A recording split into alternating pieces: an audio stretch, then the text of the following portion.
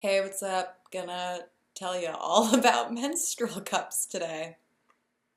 I got my period when I was 11. I will never forget my first time using a period product. I had a big, gigantic pad. It was basically the size of a diaper. And I was just like sitting on this gigantic rolled up wad of cotton. I've always loved pads because they kind of just let your body do their thing. You're not like shoving cotton up inside of your body. But they're really annoying. They smell sometimes. They make really crinkly noises. You can't really wear a thong with a pad. So I very quickly discovered tampons. I used tampons almost every day when I was in high school. I had a lot of discharge that would come out of my crotch, and I thought that I needed to literally plug it up with tampons. So, for the majority of my bleeding career, I guess I've been bleeding for about 15 years now, I've been using tampons, and that's simply because they don't leak as easily for me. I'm on hormonal birth control. I take the pill. I've taken it for most of my bleeding life. However, I had never really thought about the fact that tampons have chemicals in them. And I'm not one of those people who are like, freak out over every little thing you put inside your body and micromanage everything. I understand that there's a certain level of chemicals in the world that we just like must interact with by existing on this planet. But I did think it was very strange that I had never thought about the things that were inside of a tampon. This isn't me trying to like get you to convert to using cups only, but I think that it is a really cool option that seems a lot more daunting and scary than they actually are. And as somebody who has been using pads and tampons for well over a decade, I'm really excited to share my thoughts with you as a person who recently discovered cups. So I have the Fun Factory Fun Cup set here, and this is called the Explore Kit. It comes with a larger cup and a smaller cup. There's so many different brands of cup out there. I don't think that there is one superior cup. I happen to like these because they're silicone and they're really soft and smooshy. I also like that there isn't too much of a tail. They're easy for me to remove, but some people like having a little bit more of a tail on their cup. I did not even understand how a cup worked. I was under the impression that you were just supposed to put this thing inside of you and somehow it was supposed to collect all of the blood. Oh, I was so wrong. Essentially, a menstrual cup works by suctioning, literally suctioning to your cervix. The cervix is generally located on the belly side of the body, and it feels like a firm donut shape inside of your body. A lot of people don't like having their cervixes touched, especially during penetrative sex. It can feel really uncomfortable if you're fingering somebody and you touch their cervix, but some people don't mind it being touched, and some people, as I've mentioned in other videos, like the sensation of touching the areas around the cervix. But it's pretty far back in there. Even though I know a lot about the vagina and the cervix, I really feel like using a menstrual cup took my understanding of the internal landscape of my body to a whole nother level. I'm gonna just talk about my process with it, and then we can kind of like backpedal and work through all of the questions that I get about it, because I get a lot of questions about menstrual cups. I, until recently, had a lot of questions about menstrual cups. Okay, so you have this cup, right? How the fuck do you get it inside of yourself? I like to kind of just like pinch down on the top and roll it into like a little pizza roll, you know?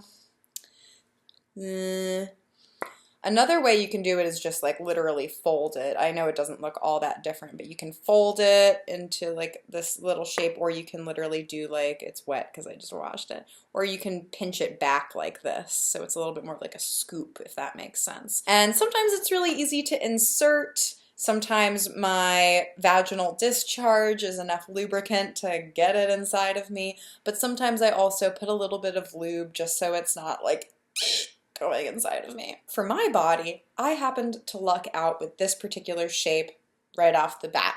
But different shapes of cup are going to work better for different people's bodies. If you try a cup and it feels uncomfortable or weird, I highly recommend trying a different shape or brand. When I insert this particular one, this faces the front of my body, this faces the back of my body, it really actually does tend to go right for my cervix. The reason it goes right for my cervix is your vaginal canal actually expands when you are aroused. So if you are unaroused and inserting a cup, you might find that your cervix is like really close by to the vaginal opening. If you're having trouble feeling or locating the cervix, if you bear down on your pelvic floor, that can help push the cervix a little bit lower and help you locate it before and or during insertion. And if anybody doesn't know what bearing down is, it's essentially like you're trying to push, but not with your anus, just with your vaginal muscles. So like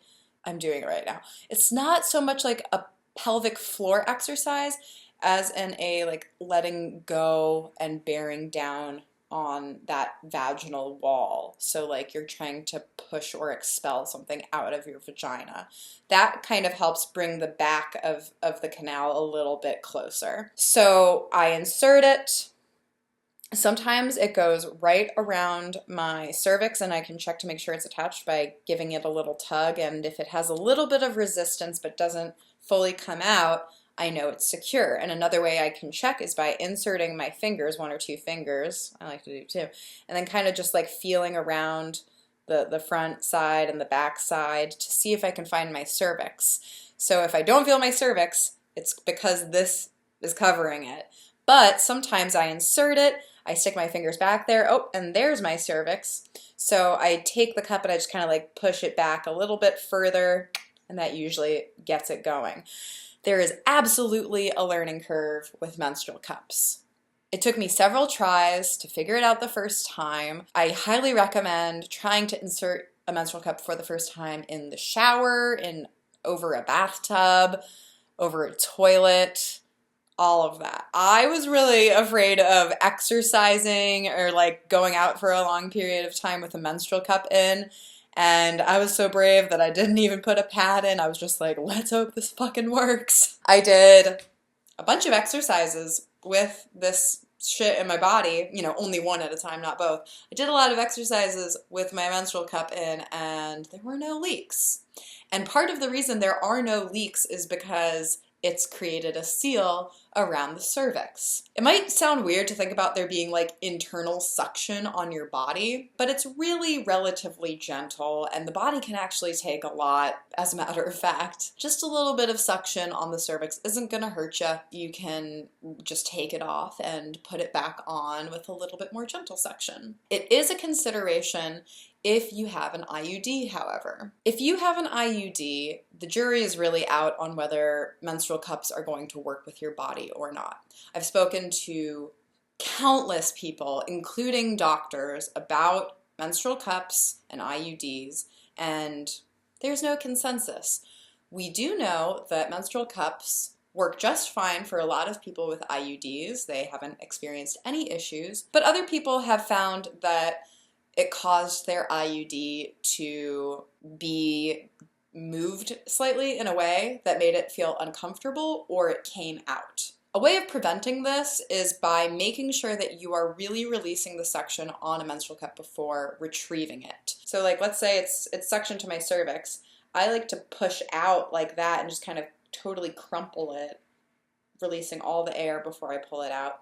But another way you can do it is by literally like snaking a finger in there and breaking the seal with your finger and pulling it out. It's hard to say whether this would be an issue for everybody, but it is definitely something you should be aware of if you have an IUD and want to try a menstrual cup. I don't think that an IUD should discourage you from trying them out, nor should your desire to use a menstrual cup discourage you from getting an IUD. But you're going to have to be really careful about releasing the suction before removing it. We haven't really been doing studies on IUDs and menstrual cups. Hopefully this is a thing we know a little bit more about in the future, but it is quite troubling when you present a very straightforward question to a medical professional and you get a 50-50 answer. And this is where we do take matters into our own hands when it comes to making our own decision of what we are comfortable with. If it sounds like way too much of a risk and you don't want to try it out, don't worry about it. There's no pressure to use a menstrual cup or have an IUD. But if you really like the idea of both at once, just be mindful. I'm sure, as in my many Instagram posts about menstrual cups, you in the comments are going to be leaving really great personal anecdotes and feedback. And as we know in the world of sex, sometimes personal anecdotes and feedback are all we have to go by. I'm going to table that simply because I don't have an IUD. There's so many questions to address here, like A, does it feel uncomfortable? I don't find that a menstrual cup feels any more or less comfortable than a tampon. I would argue that they're slightly more comfortable simply because towards the end of my cycle, when I'm not pushing out a lot of blood, tampons can feel kind of like dry and chalky inside of my body. Silicone is not absorbent, so it doesn't make me feel dried out. And that's also really great for if you want to have sex during your period. If you're out and about for the day, you have a menstrual cup in, you get home, want to have sex, you take out your menstrual cup, you're not going to be like feeling like dried out, like you just dragged all the living mucus out of your body. Toxic shock syndrome isn't so much a concern for menstrual cups simply because the bacteria doesn't have any pores to live on.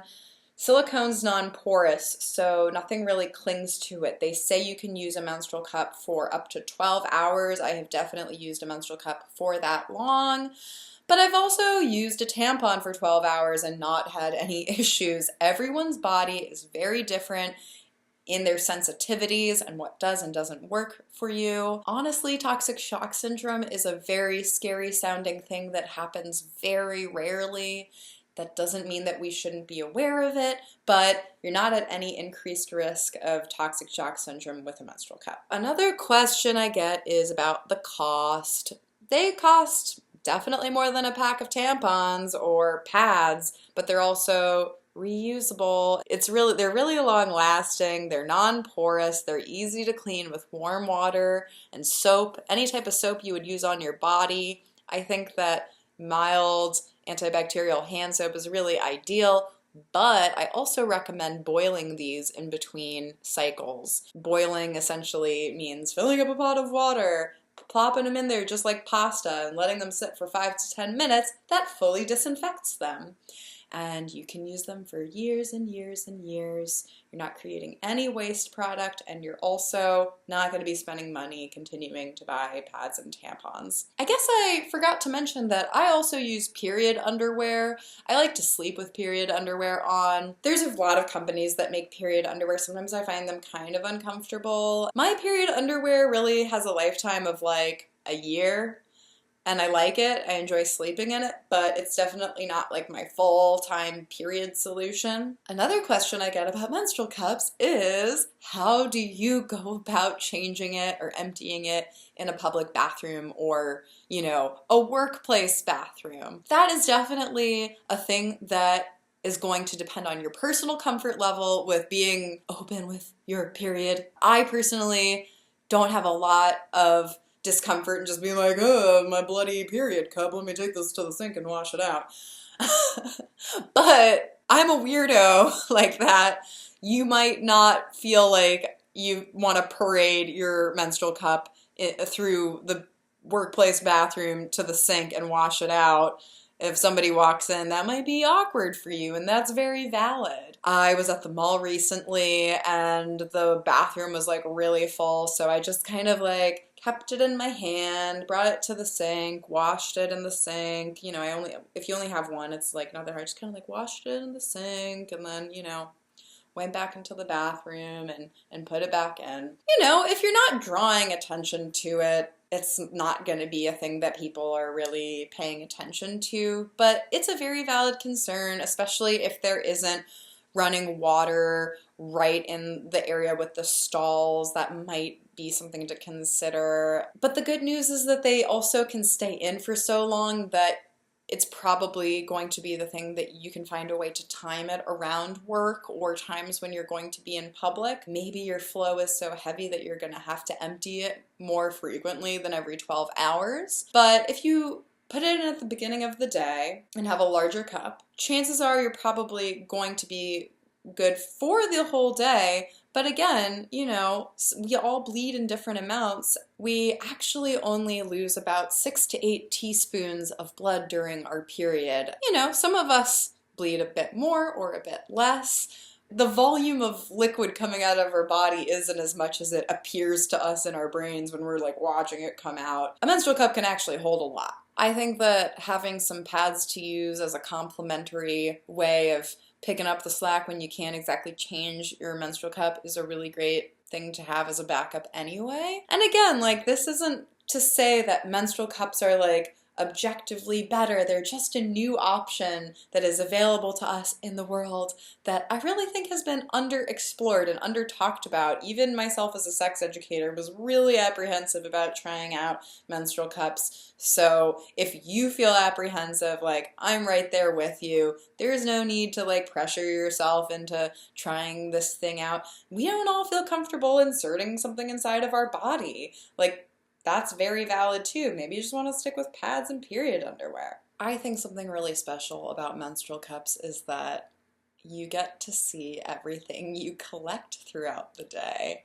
I have never so closely inspected my vagina blood as I have with a menstrual cup. It's truly like, I look at it, I like watch it pour out, and I'm just like, wow, that's the inside of my body. I've gotten to know my cervix a lot better. I'm also a lot more familiar with my uterus's monthly purging of endometrium. I would be really curious to hear what other brands of menstrual cup you have tried and enjoyed, and I would love to hear feedback from IUD owners. That's a really important conversation that I'm sure people are going to want to talk about in the comments. Ultimately, I'm just always so excited when I can share a new personal experience with you all and own up to the areas of discomfort that I have worked through. You know, these aren't going to be for everybody.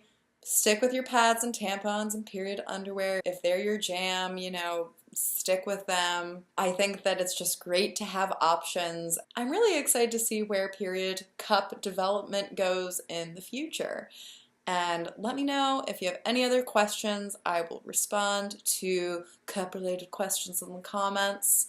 Thanks for listening to me talk about my blood collection fun. I hope that you collecting the contents of your uterus is as fun as it was for me.